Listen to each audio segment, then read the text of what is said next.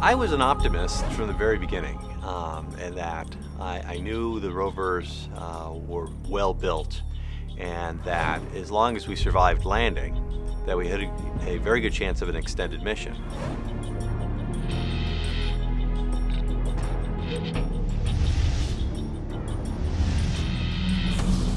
For Opportunity, things went well from the very beginning.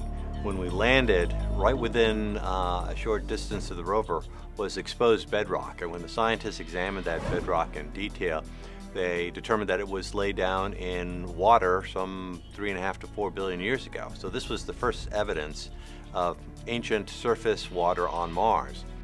It's something that the scientists were looking for, and it was right there where they landed.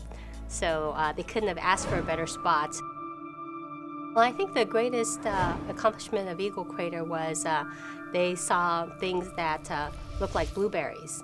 And these are things that are little tiny balls of material that look like something that was produced in the presence of water.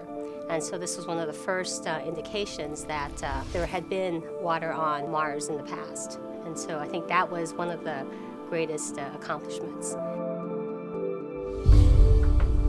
Craters are great for the geologists because they're like time tunnels. They're big holes in the ground, and by going down into the crater, you're essentially going back in time because you know the older rocks are towards the bottom.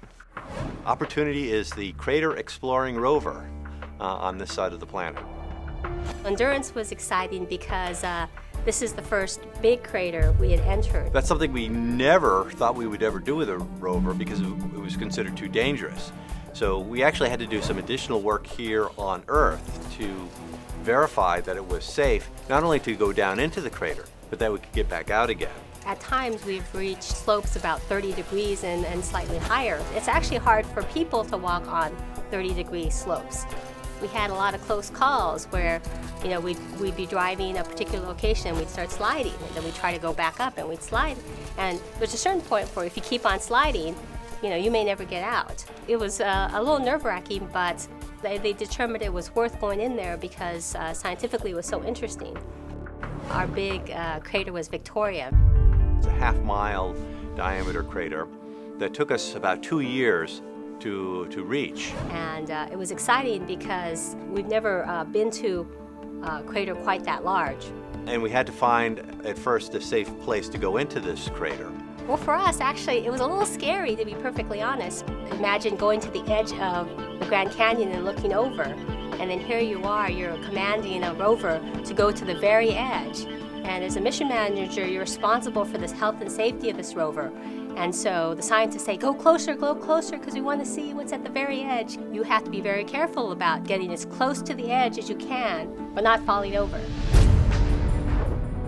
The greatest threat to Opportunity's survival was a global Martian dust storm. And these are massive storms. I mean, they block out the sun.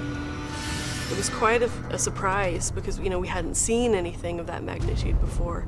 And so it was very stressful at that time, and that was actually right before we started our ingress into Victoria Crater. That was very scary because during that period, you know, the cloud got very dark, and since we're a solar-powered vehicle, our power got very low. So there was about a 2-week period where it was touch and go every day, and we didn't know whether we'd come in the next day and the rover would still be there. But it rode out the storm, it got through it, the skies cleared, and the rover was fine.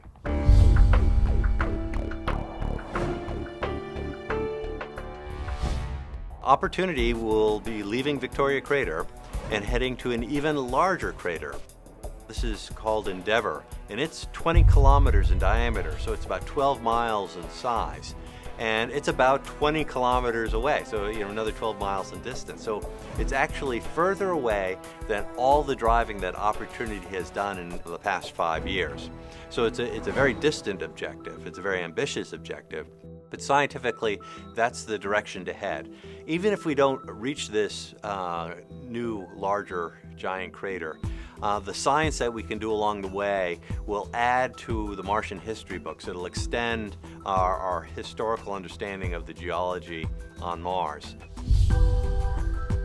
I think the great contribution that these rovers have made is that they have made Mars a familiar place. The images that we take are taken very much with a human perspective because the cameras on the rover are right up about eye level for a person standing on Mars.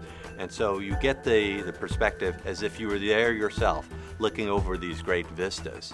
With 5 years of operation for both rovers and all the images, the over 250,000 images that have been returned, have really made Mars seem like our neighborhood.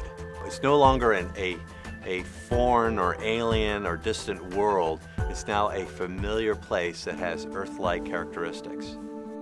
We love the rovers as if they're our own children because it's gone through so much, it's accomplished so much, it's gone through hardships, it's gone through incredible victories.